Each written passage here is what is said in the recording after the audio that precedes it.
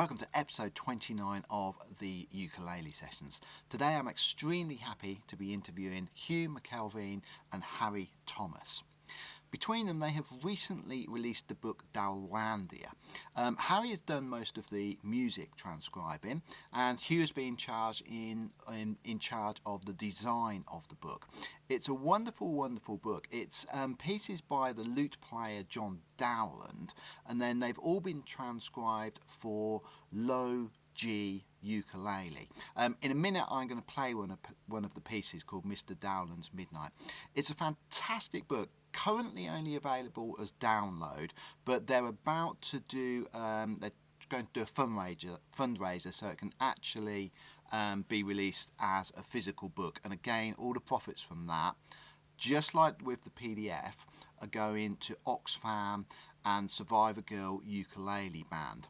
I'm sure everybody knows about the great work that Oxfam do. If you don't know about the fantastic work that Survivor Girl Ukulele Band do, please check out episode 30 of the Ukulele Sessions, where I interview Laurie Calavec. She runs Survivor Girl Ukulele Band. It's a fantastic charity, and it's doing some amazing work encouraging women who have been involved in the sex traffic industry. They've gone through terrible times, and Laurie is teaching them ukulele to help them with their mental health and help them get over it, and there's so much more to it. It's a really, really great interview, this. It's wonderful to chat to Harry about his musical background, how he transcribed the pieces, etc. It's also great to talk to Hugh. Not only does Hugh do all the designs for it, he's also designed Tony Mizen's latest book, which I have here. He's done a beautiful job on that. He is also, Hugh is the leading person to go to on Impostor Syndrome in musicians, and it's something that comes up quite regularly, and Hugh's an expert on it, and he's done an awful lot of seminars, and he's got a lot of great information on Impostor Syndrome. So there's some links that I'll put where you can check that out. I really advise getting this book, Dowlandia. It's a great book if you're into that kind of period music. I think you'll really enjoy it. And hey, the profits are going to two wonderful charities. So thank you for listening. I'm now going to play one of the pieces from it, and then afterwards we'll have the interview. Okay, thank you.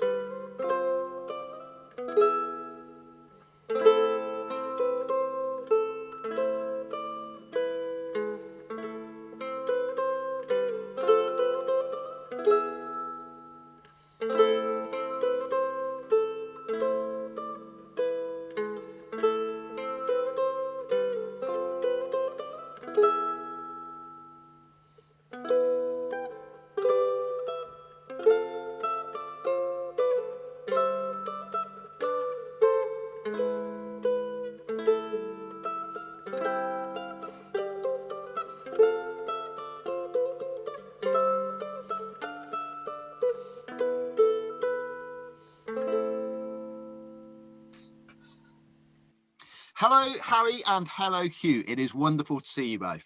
It's lovely to be with you too, Paul. Great to meet you, Paul. Yeah.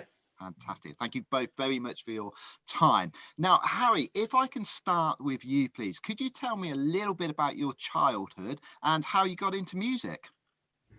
Well, my childhood was always full of the sound of the banjo, which is due to my dad. And I come from a small town called Monmouth, right in the southeast of Wales.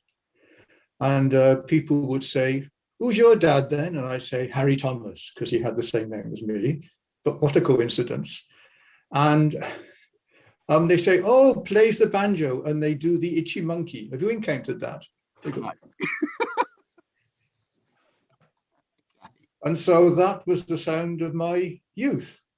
And of course, as a teenager, the last thing I wanted to do was to have anything to do with the banjo. But by the time I was about 15 or 16, the old boy decided that it was time I learned to play it. And so, would you like me to play a little bit of the first tune I ever learned? I would love it. I dug this out. It's strange. I can remember banjo stuff from 60 years ago, but I can't remember anything that I played 5 minutes ago. Same here. So this is just a little bit of it.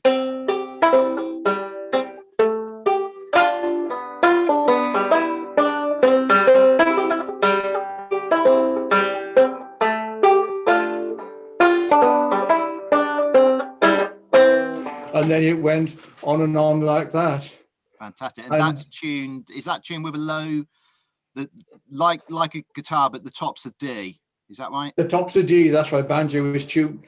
Well, actually, it would have been played originally with a bass string to a C, you know, which was the. Yep. But I've got it tuned now to be a plectrum banjo, I suppose. So it's tuned in the chord of G. And the little fifth chanterelle string, which gets you around a lot of awkward things as long as you stick to the key of G. Yeah. It's a bit like always playing the uke in C, isn't it, I suppose? Yeah, it's often used as a bone string, isn't it? And then I just unhook the fifth string now. And then he used to go down the pub every Saturday evening. So every Friday night he'd have what was called a tune up on the old frying pan and play all the old music hall tunes and stuff from the 20s, like something like this.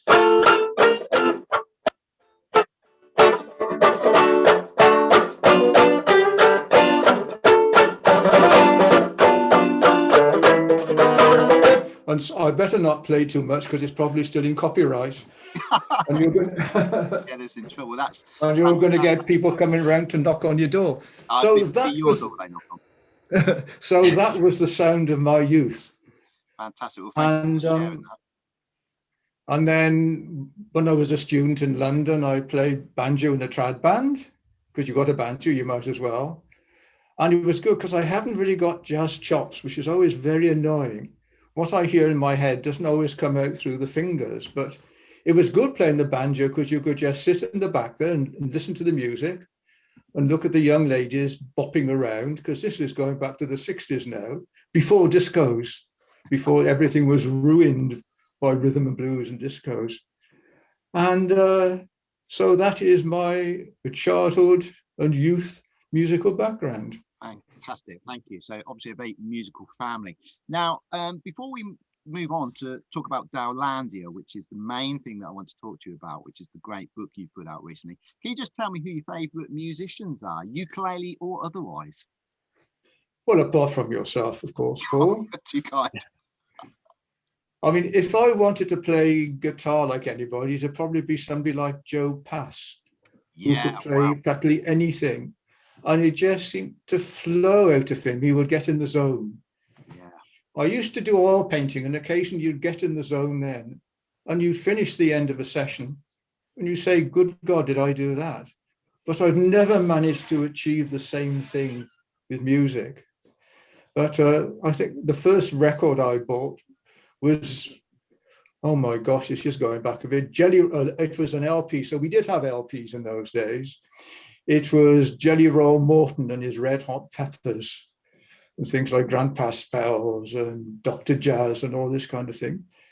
And yes, and all the early jazz players, I seem to like music that's at its early stages. So with jazz, even with pretendy jazz bands like the original Dixie Jazz Band and the New Orleans Syncopators, you can hear every instrument moving in and out.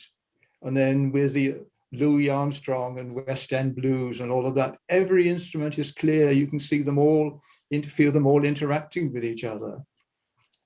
And I suppose it's the same with early music. You have an instrument like a lute, which is just one, sometimes playing four voices.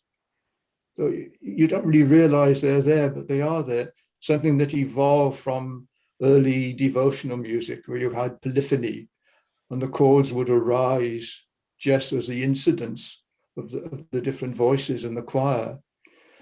So about the time we're talking about 1550 to 1600, you can see the sort of the chordal style coming in, which is what. So when I've been doing these transcriptions, you can generally say, oh, that's A minor, that's D minor. Oh, look, A minor suddenly become A major, and you can see what's happening. You know, I love practically all music, but when you get to great big emotional, romantic, Wagnerian stuff, you think after a while it gets so oppressive, I think. And then you hear somebody like Purcell, and for example, when Emma Kirkby's got a beautiful voice. She doesn't do too much vibrato, which is always lovely. When she sings Dido's Lament at the end of Dido and Aeneas, you know, I'm going tingly now as I talk about it, just as if I talk about Louis Armstrong playing West End blues. Oh God, I've gone all shivery down the back again. You know, it's the emotional connection, but also this sort of, the brain does tend to analyze it, but we might talk about that a bit later. So over to you. Well, thank you for that. And that, brings us nicely onto Dowlandia. So Dowlandia is a great book that I'm very, very sort of happy that it's appeared, really. Oh, thank you. I mean, A, it's got some great transcriptions in it, and B, it's a beautifully designed book, and we'll chat with Hugh about that in a little bit. It really is a beautiful thing to behold. It's PDF only, otherwise I would be sitting here with a copy. So effectively, it's John Dowland, the lute player, numerous of his pieces, all transcribed for Low G Ukulele, which is an area that I'm forever getting people say, oh, is there something out there for Low G? So tell me how you came to do the book of John Dowland pieces. Well, it's a fairly long story. It starts about 7 or 8 years ago. The Ukulele Orchestra of Great Britain, who everybody will know and love, came to Aberystwyth. And I said to my wife, I'd love to go to see that. She said, what? You're not going to drag me to hear a load of old dropouts playing their ukuleles. And I said, no, it's not like that at all. So we went, and she was really bowled over by it. So for my 60th, no, sorry, I wish it was my 60th, for my 70th birthday, see, old age is creeping up. I'll edit that. No, leave the funny bits in, there won't be many. She bought me this sweet little soprano ukulele, and you know, oh God, forget that now. It seems, as Hugh said, when you pick up a soprano now, it's like picking up a Hobbit instrument because it's so tiny. Yeah. You better edit that horrible noise out. Anyway, and then so I got into the ukulele. Now you've heard the sound of the banjo, so I think you can understand why she bought a ukulele for me. It's so quiet and polite, and it doesn't resonate through the house. And then I was looking, as I said, I love this music, and then I was looking online for a book, and I came across this famous book, which we all know and love. Indeed, brilliant book. And Tony Mizen's From Lute to Uke. And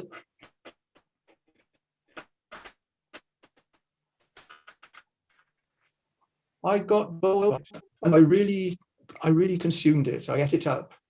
And but then I used to be a scientist, And that means I got, I suppose, I'm nosy or more politely inquisitive.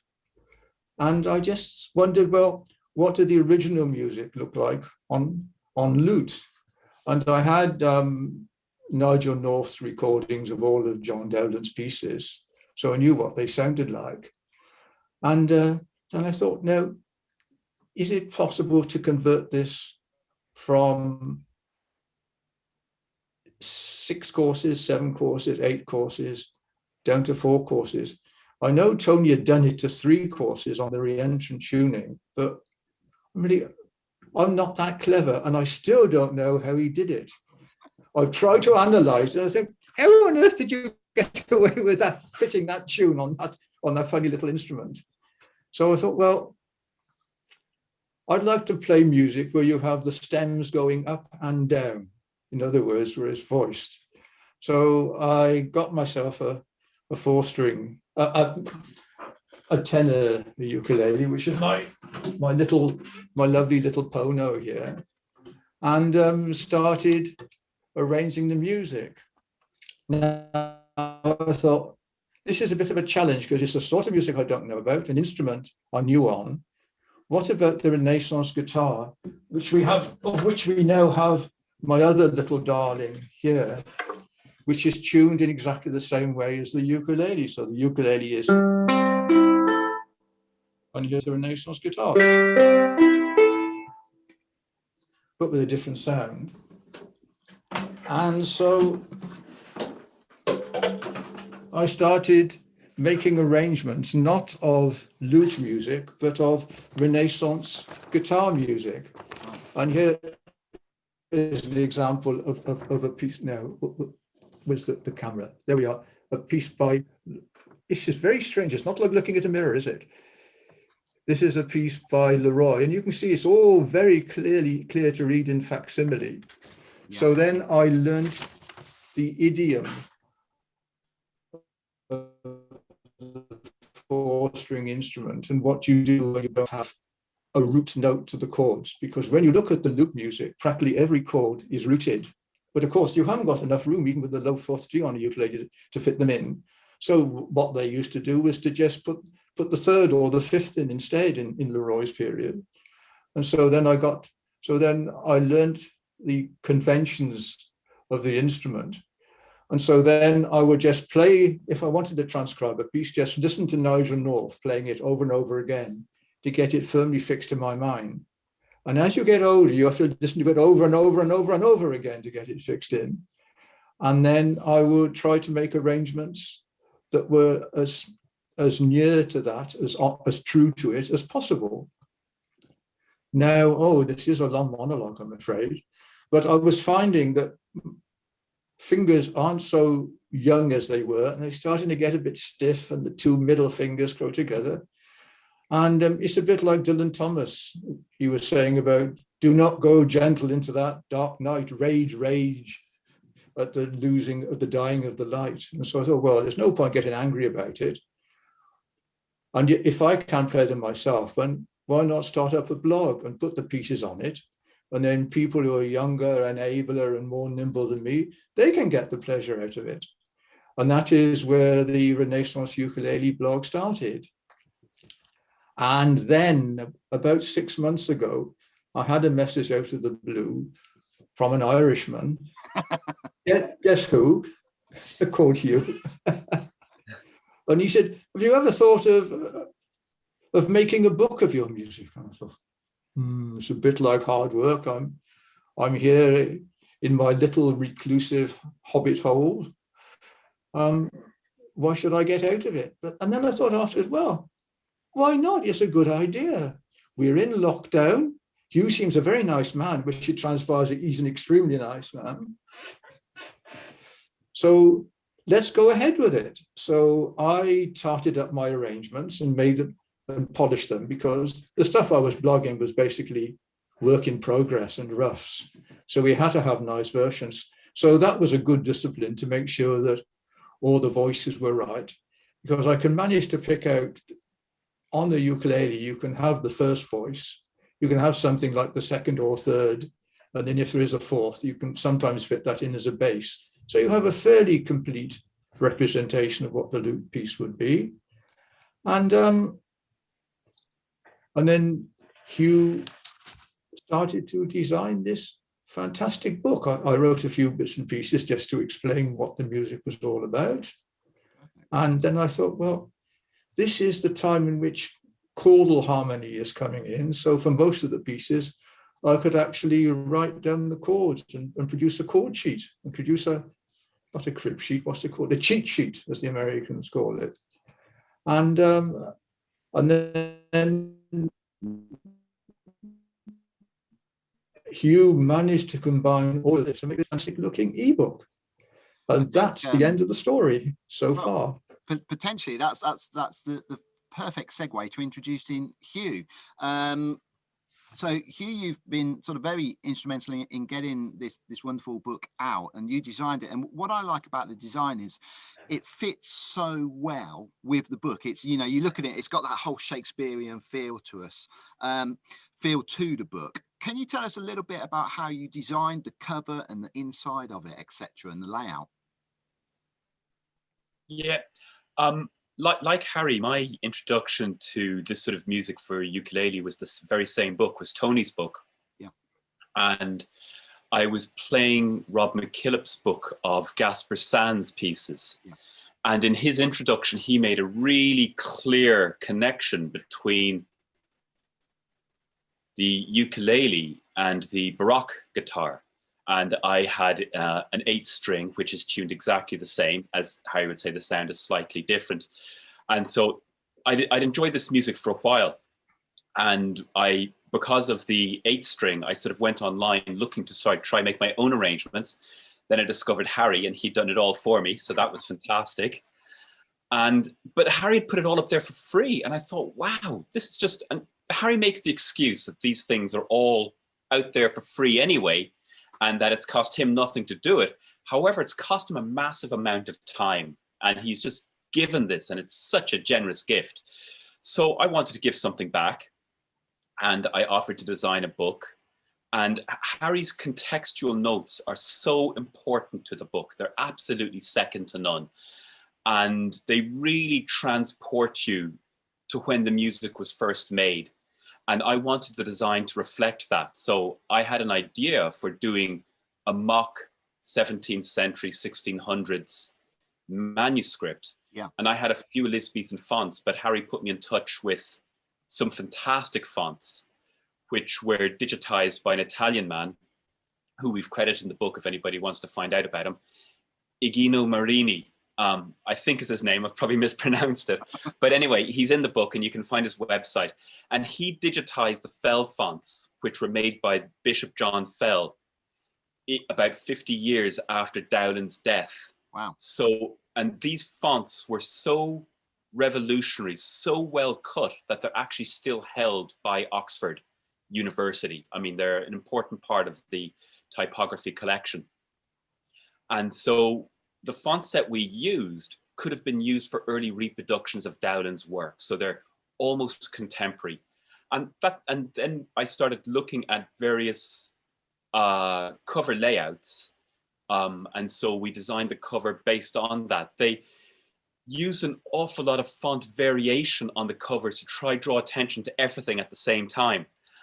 Nowadays, we'd be much simpler with our font layout and just more judiciously choose a hierarchy. So that jumble of fonts is very much part of what they did. Fantastic. I think it's one of them books also that, I mean, this is something that we can talk about in the future. At the moment, it's only available on PDF. And I think I understand the complications of getting things printed and that, but it would be a beautiful thing to have in your hand because, you know, as soon as you look at it on the screen, it transports you back to that Dowland time. And I think a lot of books, you know, maybe miss that. You know, it's very clever in the way that the music is great. Well done, Harry.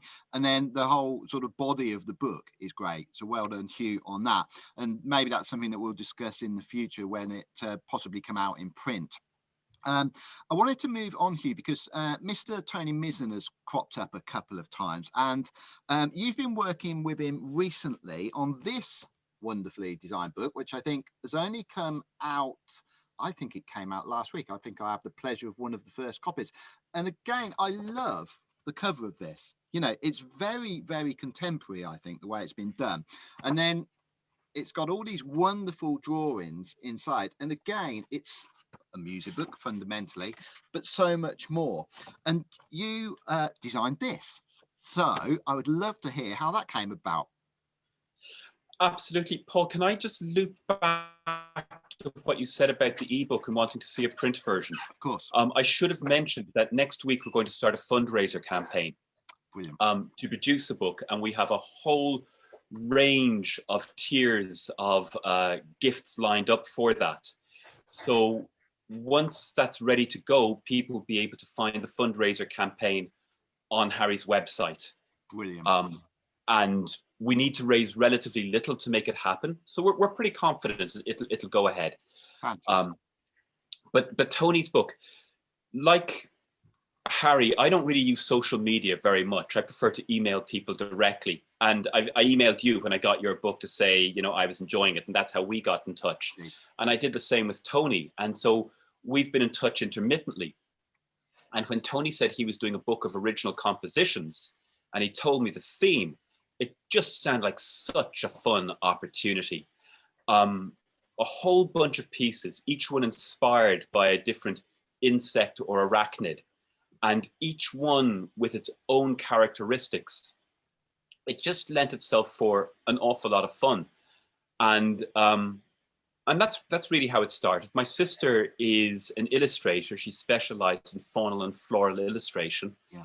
And I knew the sort of the quickness and the speed of her pen and ink illustrations, or brush and ink, sorry, illustrations, would really lend themselves to the energy of the bugs. And so that's what we did. We wanted to produce something that was playful because Tony really felt that, yeah, the wasps. Tony really felt that his pieces had this very playful sense, and we wanted to that. His piece from the book is wasps, so we chose that for the cover. And of course, wasps have this sense of danger about them, and that's why we put the danger box. But then the danger box also has the same color as the wasps, so they made such a natural choice for the cover. We wanted to use the illustrations in the book as a way to enhance Tony's playfulness, to support the book without taking away from it. You know, it shouldn't be about the design, it should be about the music, and the design is there to support that. And in Harry's book, to work with the blank pages, he's used a lot of staves. You know, on a music book, this page has been left blank to facilitate, that's wasted space. And so in Harry's book, we put staves in so people could make their own notes when they're working on Harry's pieces. And so for Tony's book, that really lent itself well to filling with some lovely illustrations. And that's how that came about. Fantastic. We've just had a warning that we've only got 10 minutes left, just to let you know, or else we'll run out of Zoom time. So I wanted to move on quickly. Thank you for that, Hugh. The money from this book is going to two wonderful causes. It's going to the Survivor Girl Ukulele Band, and I had the pleasure of interviewing Laurie last week. Thank you for giving me that connection, Hugh. And the money is also going to Oxfam. Hugh, could you just tell me why you picked those two? Sorry, that me, Paul? Yeah, sorry, Hugh. Yeah, if you could just explain the reasoning behind giving the money from the book, the profit, to those two wonderful charities. Okay, I made the offer to Harry because he'd done this so generously, and I didn't really want to charge him. And so when Harry talked about sharing the proceeds, I thought, well, I'll just give mine to Laurie, because Survivor Girl Ukulele Band is something I've been aware of for a long time, and they're a fantastic organization. For those that don't know, Laurie teaches music to women in Kolkata who've been freed from sex trafficking. And often these women haven't gone to school. So ukulele is the first thing they've learned. And the idea is, if you can learn one thing, you can learn others. And so through music, she helps these women to turn their lives around. And it's a fantastic organization. So that's why I chose Survivor Girl Ukulele Band, and Oxfam was Harry's choice. Fantastic. Yes, well, I chose Oxfam because my first wife used to do a lot of work with them in working in the shop, and she was a partial shop, an assistant, a joint shop manager there. So it is my go-to charity, I suppose. You know, we've always been an Oxfam family, and I just wanted to keep along in that mode. And we're doing all this for the love of the music. So why not give other people the benefit as well, people who don't actually want to play ukuleles? Fantastic. It was very, very generous of you. And what is a fantastic book? The cause is the money is going to a fantastic cause as well. Thank you very much indeed, Hugh. Now, something that I want to chat to you about is something that really, really interests me. And I know you're a bit of an expert on this in your field, and that is imposter syndrome within musicians. It's a very, very interesting area and something that I've talked about with a lot of my contemporaries. And you, by luck would have it, are the leading expert on this. And I would love to talk to you about it. So first of all, if you could tell us about imposter syndrome, because a lot of people think it's just a lack of confidence and there's so much more to it than that. If you could just tell us a bit about it, first of all. Yeah, you're absolutely right, Paul. Imposter syndrome isn't about a lack of confidence.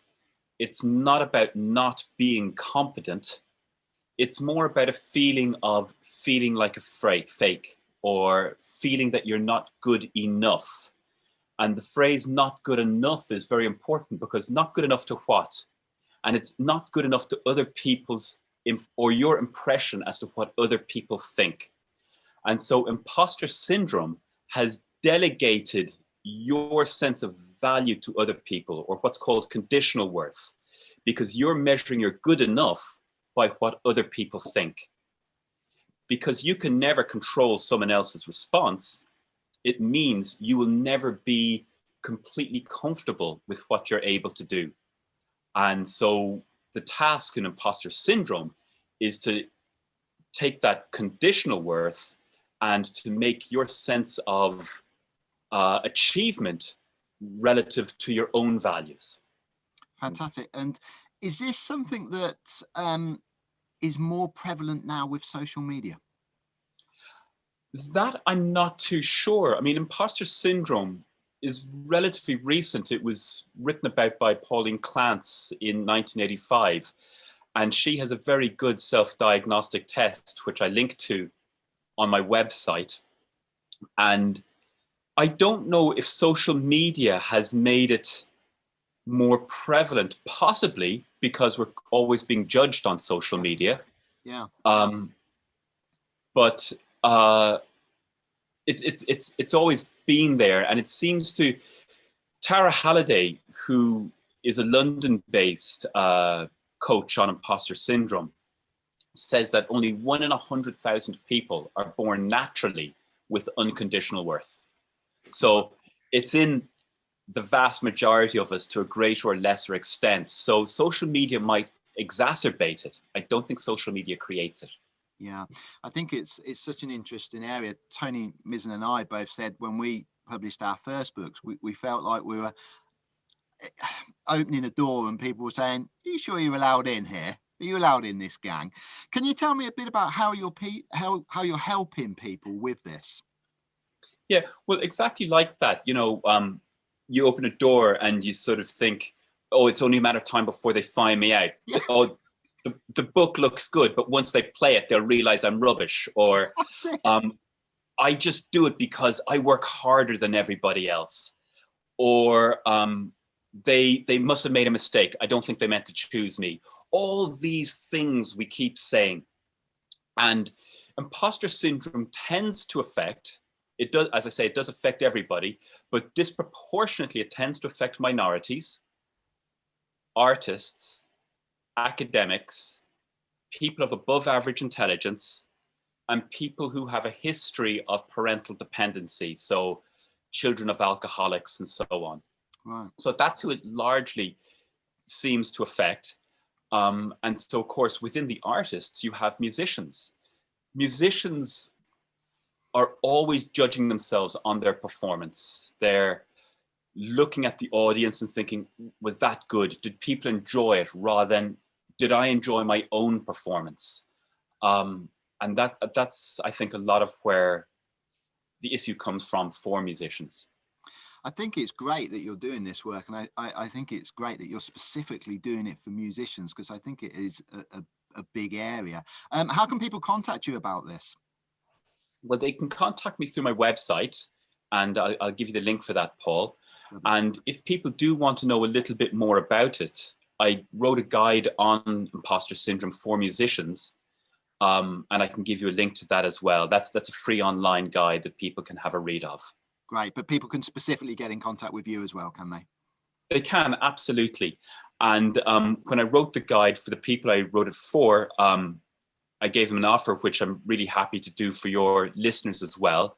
And a course of 4 coaching sessions, I'd give people a 10% discount, plus an additional 10% to Survivor Girl Ukulele Band. That's very kind. Fantastic. I had a great chat with Laurie yesterday. No, not yesterday. It was last week, actually. So thank you for introducing me to her. It was great. And you know, it's so great that the money from this book is going to such a wonderful cause. So thank you for that. Before we move on to our final question that I have for you both, can you just, Hugh, can you just tell me a little bit about where people can buy Dowlandia? People can buy Dowlandia from Harry's website, Renaissance Ukulele, and very shortly we're going to start the Kickstarter campaign. Great. And people will be able to buy a hard copy. The campaign will hopefully go up next week, will run for a month or 2, and then people will be able to get the book after that. So if people can wait and they want a hard copy, the Kickstarter book, where the print copy is going to be a third bigger. There's 5 extra arrangements to round it off to 20, including I think, Harry, am I right? John Dowland's only duet is going to be in the book. His only duet to My Lord Willoughby's Welcome Home. Yeah. Oh, wow. I really look forward to hearing that. I know the piece. Oh, wow. How interesting. Oh, that's fantastic. Thank you for that. I will put the links at the end. Moving on, last question. Who should we start with? Let's go for Harry. You've had a little break, so we'll start with you. And I ask everybody this question. You're in a car and you're going on a journey, Harry. You can go anywhere. You can be with anyone. Okay, past or present. I want to know what car you're in. I want to know who your passenger is, what you're listening to on the stereo, and I want to know where you're going. Oh God, there's so many. There's so many. I mean, as regards cars, as long as is it what Jeremy Clarkson used to call a reasonably priced small family car? And that's just what we have, which is a little Hyundai i20. And we bought it because the seats were comfortable. So you can tell what age group I belong to. I mean, I had my vaccination weeks ago. Answer. You can have any car. Well, I don't want any car. I'm perfectly happy with the one I've got. Okay, we'll let you have that. I don't know. They're just a menace. I probably ought to have an electric one, oughtn't I now, and be really green. Well, I mean, it'd be quite nice to have, say, Humphrey Lyttelton and Ronnie Scott sat on the back seat talking to each other and listening to all their stories. I mean, I know they tell nasty jokes about banjoists, but oh yes, how can you tell that the stage is level? Because the banjoist is dribbling from both sides of his mouth. So that gives you the sort of thing I've had to put up with in the past. And what are you going to have on the stereo? Well, I want to listen to them. I don't want the music on the stereo while I'm listening, but what I do tend to play on my stereo is, I mentioned them earlier on, Nigel North's CDs of his complete Dowlandia, his complete Dowland collection, which is absolutely, it doesn't make you too excited when you're driving, so you don't want to overtake when you shouldn't. And if you've got a little Hyundai i20, you don't do a lot of that anyway. Okay, where are you going, Harry? Where am I going? Where's your destination? I'd like to go. Actually, one thing I would like to do would be to go in the past. Ooh. and explain to, this is totally off piece now, and explain to Charles Darwin how genetics works, how inheritance works. Tell him all about Gregor Mendel and DNA and things like that. And look at the expression on his face, because he thought inheritance was all done by mixture of chemicals and giving you a complete gradient, and it's not. It's a sort of yes-no process, almost digital process, binary process. Harry, you're the first person to time travel in this car. I'm not sure. I don't know whether to allow that even. It's not desert island discs. I hadn't, you can have past or present guests, but I hadn't thought about people time traveling in a Hyundai. So well, that's a first. Morris Minor, perhaps. Yeah. Same question to you, Hugh. I've always wanted a Dodge Mahal, which was Dodge's huge motorhome in the 1970s. Wow. Or a Dodge Travico. And because I've got a massive motorhome, it's called Palace on Wheels, hence Dodge Mahal. Love it. I take it around South America. Cool. I'd love to go traveling around South America. I've got so many South American friends. I was working away for a few years, and I just met so many people from South America and all over. And it would be really, really lovely to travel around and just see all those places. Lovely. As for who I'd have with me, at the moment I'm reading an awful lot around and playing bits around Turlough Calloran, who is an Irish harpist. Yeah. And he lived in the 1600s. And he was at the cusp of old harping and modern music. So he was as influenced by traditional Irish harp as he was by Italian music's Vivaldi and Corelli in the big houses. So he sits at this really interesting juxtaposition, and very little's known about his life. Really little. I mean, all these fanciful stories. He was a big drinker, a big trickster, and so his life is largely myth. And I'd just love to know a little bit more about the man himself. So I'd have him. Fantastic. And what would you be listening to? Like Harry, I just love so much music. I think I'd have to cop out and say a mixtape. And love it. And on that, I'd have to have Grant Green. I remember the first time I heard Grant Green live at the Lighthouse, I think I almost forgot to breathe. I'd have to have Grant Green. I love Stanley Clarke. For ukulele, I'd have Lyle Ritz. Me too. I love the fact that Lyle Ritz was a bassist and he played on so many rock classics, but the ukulele was his passion. Yeah. Here's this man who was the backbone of the Wrecking Crew and played with Sonny and Cher and the Byrds and yet Beach Boys, and yet ukulele was his number one. Yeah. And I put on Lyle Ritz's How About Uke for musician friends and say, what instrument do you think that is? They never say ukulele. They can't actually believe you can do that on a ukulele. I always have one of his albums close by. Oh, brilliant. I love it. So Lyle Ritz would have to be there. And yeah, so a mixtape of all that sort of 70s funky jazz. Yeah. Fantastic. Herbie Hancock. Fantastic. A couple of brilliant answers there. Gentlemen, thank you so much for your time. I am going to put links into where people can get your wonderful book, Dowlandia, where they can talk to Hugh about imposter syndrome and indeed your designs that you are available for commissions for as well. So thank you very much for your time, gentlemen.